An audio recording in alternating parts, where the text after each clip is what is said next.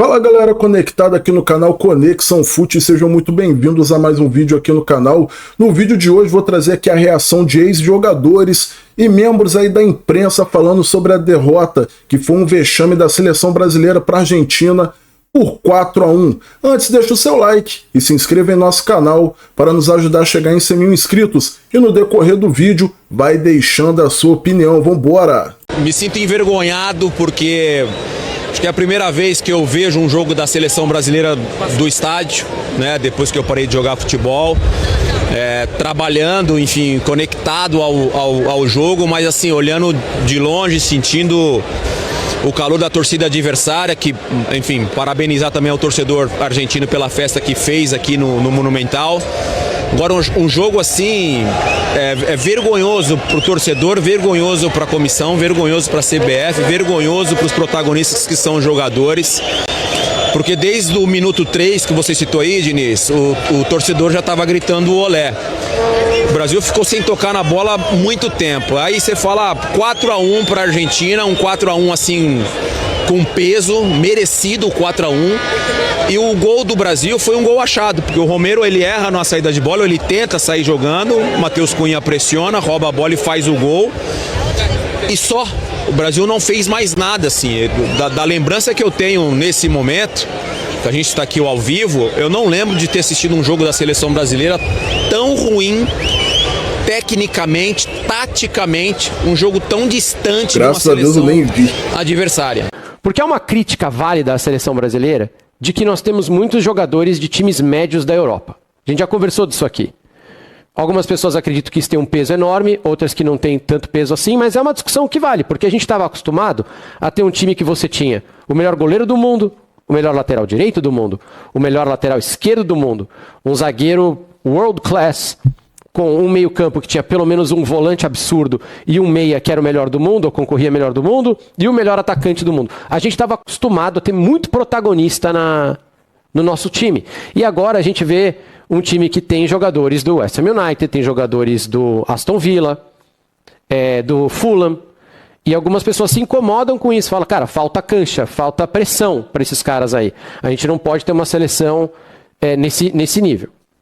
Tudo bem essa crítica, mas se você pegar também a Argentina, campeã mundial agora da última Copa, é o mesmo problema. Tem o Messi, mas tem alguns jogadores ali, tem gente importante que hoje está no Liverpool, mas tinha vários jogadores também de times médios ou desconhecidos, certo? Então é uma realidade. E por que eu...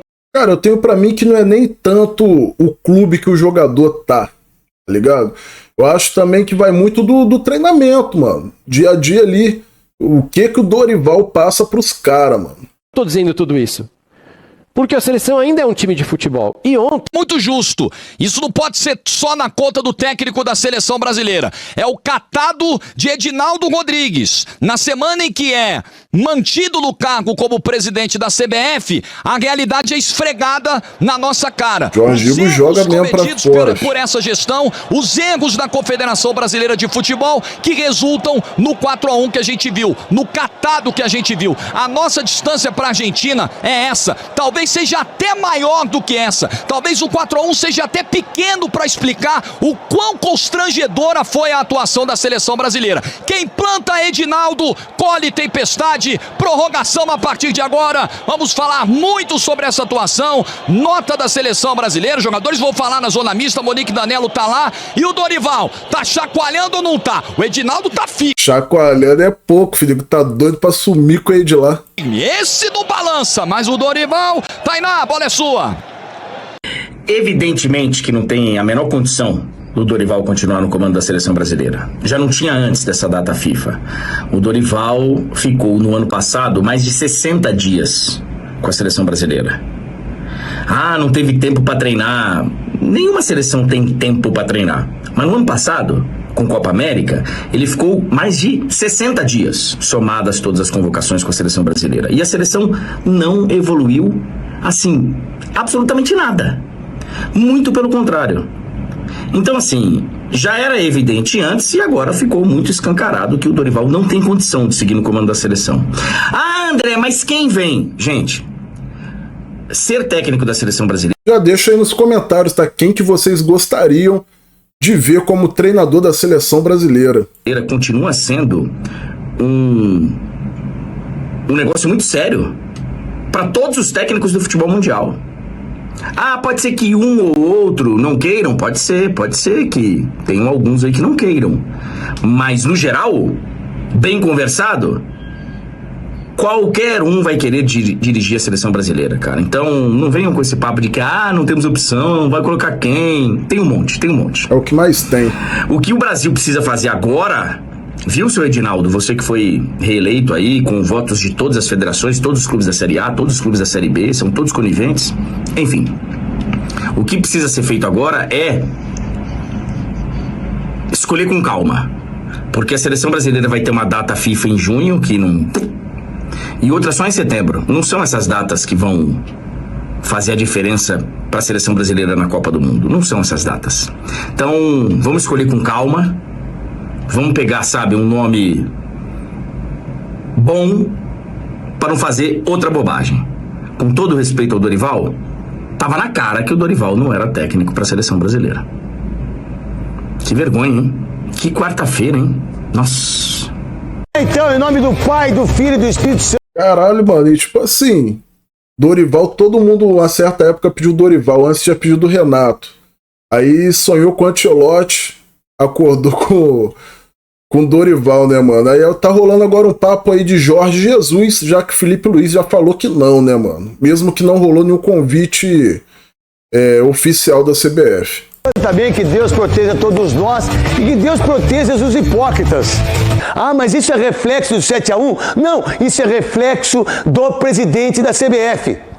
Isso é o reflexo do nosso querido Edinaldo, que ficou 25 anos na Federação Baiana e vai ficar mais 15 na CBF. O reflexo desse 4-1, que pra mim, eu como torço pra Argentina, isso pra mim foi pouco. Era pra ser um 7. Era para ser uns 8. Se estivesse o Neymar, era 8. O 4-1 não é reflexo do 7-1. O 4-1 é reflexo do jogador que só pensa na Champions League. Você pergunta para o jogador argentino se ele quer a Champions League ou se ele quer a Copa América. Ele quer a Copa América. Você pergunta para o jogador argentino se ele está cansado de jogar futebol na seleção argentina. Ele vem com a perna quebrada. Mais um só, mais 2, mais 3. Aí, para vocês todos. Eu que estou errado? Sou eu que falo muito? Ou são vocês que têm rabo preso? O cara que fala, vírgula, ele tem que se garantir. Cara, o Neto falou ali, entre uma Copa América e uma Champions, eu sei lá, hein? Eu acho que os caras escolhem a Champions, mano. Garantir. Exclamação. Falou, tem que se garantir. Não jogou porra nenhuma.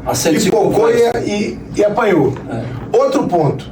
Jogador, quando ele vai jogar, zagueiro, a camisa fica lá de fora ou pra dentro do calção. Sim. O meu zagueiro coloca a camisa assim, ó. Quem será que é esse zagueiro aí? Vai sair. Estilinho eu não vi assim, o jogo, mano. Será que é o Marquinhos? Ou é o outro lá que jogou?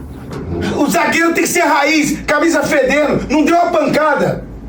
Não deu se liga, malandro. O Madrid já mandou. Que fizeram jus, de fato, o título que eles têm hoje de campeão do mundo contra um Brasil, né, contra um time que pouco queria dentro de campo. Porque quando tem a fala do Rafinha, eu imagino, né, eu falo, olha, o Brasil vai entrar dentro de campo, pelo menos o Brasil vai pelear. Pelo menos o Brasil vai entrar dentro de campo e vai, mesmo, se tiver que perder, vai perder, mas não da maneira que foi. Então, nem tão pouco segurar aquilo que foi falado fora de campo, o Brasil teve o culhão de fazer. Faltou, na verdade. É uma palavra forte, mas que de fato tem que ser dita. Faltou culhão pro Brasil. O Brasil não pode entrar jamais num jogo contra a Argentina, que é o nosso maior rival. Quiçá Brasil e Argentina seja a maior rivalidade que tem entre os clubes, da maneira que entrou. E eu fiquei envergonhado demais. O meu filho foi dormir na metade do jogo, o Luke, envergonhado. Então, quer dizer, eu acordo hoje e parece que eu perdi o jogo ontem. E como o Eric falou, os atletas vão voltar para os seus países, para os seus times, e vão ser falados porque são bons atletas. Então eu não consigo entender como o Brasil pode entrar em campo contra a Argentina e simplesmente entrar em campo como tivesse entrado num jogo de final de ano. O negócio é o seguinte, né? Nem curto muito Felipe Melo, não gosto dele como jogador antes de se aposentar e como pessoa acho bem arrogante, mas falou muito bem, velho. Parece que os caras querem jogar com nome. E até o Vini Júnior falou lá pro cara argentino, a gente tem 5. Porra, mano, o cara não ajudou a conquistar nenhum, não era nem pra ter falado isso, velho.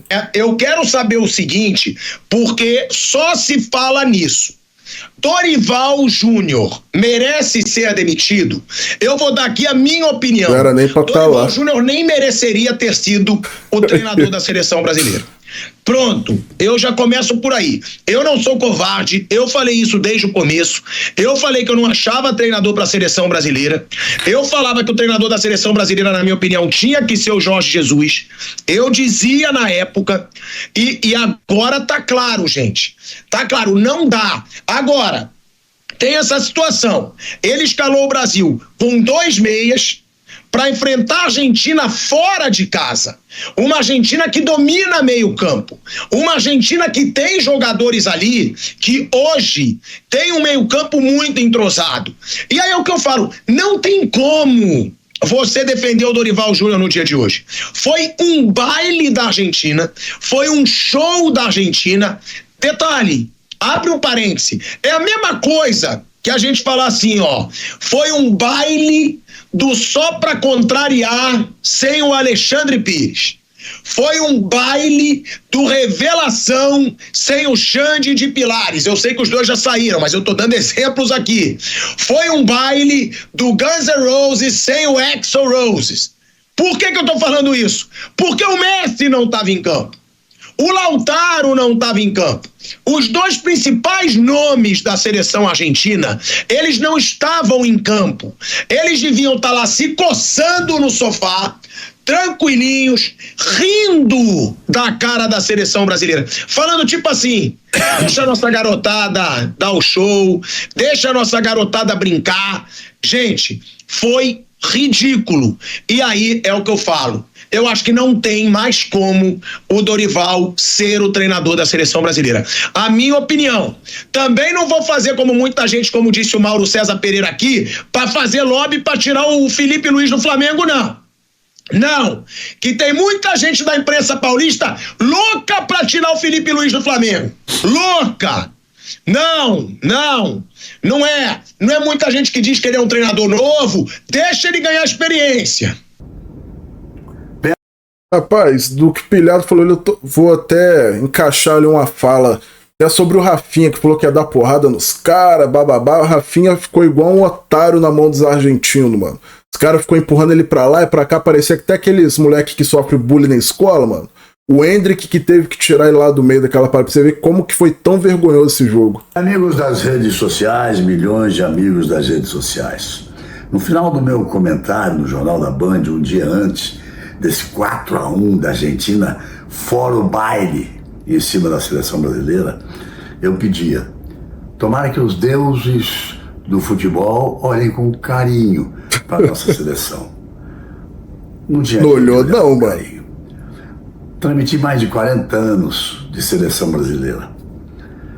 Fora aquele 7-1 na semifinal da Copa do Mundo aqui no Brasil, em 2014, nunca vi a seleção jogar tão mal. Muito simples falar do jogo. De um lado... Mano, na verdade, velho, a seleção brasileira foi uma seleção top até 2010. Tinha muito bons jogadores até 2010. Dali pra frente, meu irmão, foi só ladeira abaixo. Mesmo tendo jogadores bons, são craques em seus clubes, né? Pra mim, essa é a pior seleção que tem, mano. Que eu já vi. Desde 2002. Eu vi o Brasil campeão em 2002. Pra mim, essa seleção de agora é a pior que eu vi. Um time bicampeão da Copa América, campeão do mundo, sem 2 atacantes titulares, o Messi e o Lautaro, mas bem treinado, aplicado em cada lance, com muita intensidade, com ótimos jogadores de meio campo, com uma boa defesa, com ótimos atacantes. Do outro lado, desculpa, Dorival, eu não gosto de pedir cabeça de técnico. Ah, imagino. Do outro lado, era um time que parecia um bando. Juntando um jogador dali, com outro jogador daqui, com outro daqui, com outro de lá. e sem fazer nada. A defesa, um horror. O meio-campo, mais uma vez, e fora o Gerson que joga no Flamengo, todos os jogadores de meio-campo de time do Brasil, eles jogam em times pequenos ou médios. Isso nunca aconteceu na história do futebol brasileiro. E lá na frente, ninguém resolveu nada. O Rafinha, claro, era evidente que Depou, que outros jogadores experientes, aqueles caras mais duros, mais firmes da Argentina, fosse para cima dele, fosse para cima do juiz. Qual é a vantagem, Romário, de você mandar dar porrada? Ué, agora a culpa é do Romário, mano. Romário, quando tava em campo, representou. Romário falou lá em 94 que se não ganhasse a Copa do Mundo, a culpa era dele, foi lá junto com os caras e ganhou, meu irmão. Não adianta pôr a culpa em Romário agora, não. Romário nem em campo entra. Só porque o cara fez uma pergunta e o cara quis responder lá do jeito dele. A culpa não é do Romário, não, parceiro. Qual é a vantagem, Rafinha, de você dizer... vamos esse aí sim falou demais. Campo, se for necessário. Criou-se todo um clima. Então, de um lado, repito, uma belíssima seleção de futebol. Do outro lado, o pior time brasileiro desde aquele jogo dos 7-1 contra a Alemanha. E olha que aquele time lá do 7-1 também era bem ridículo, hein? Puta que pariu. Deixa a sua opinião aí nos comentários, se você quer que Dorival Júnior meta o pé da seleção, e se você quer que realmente ele saia, qual treinador você gostaria de ver treinando a seleção brasileira. Se gostou do vídeo, deixa o like. Se ainda não é inscrito em nosso canal, se inscreva e ative o sininho para nos ajudar a chegar em 100 mil inscritos. Tamo junto, até o próximo vídeo, valeu, é nóis!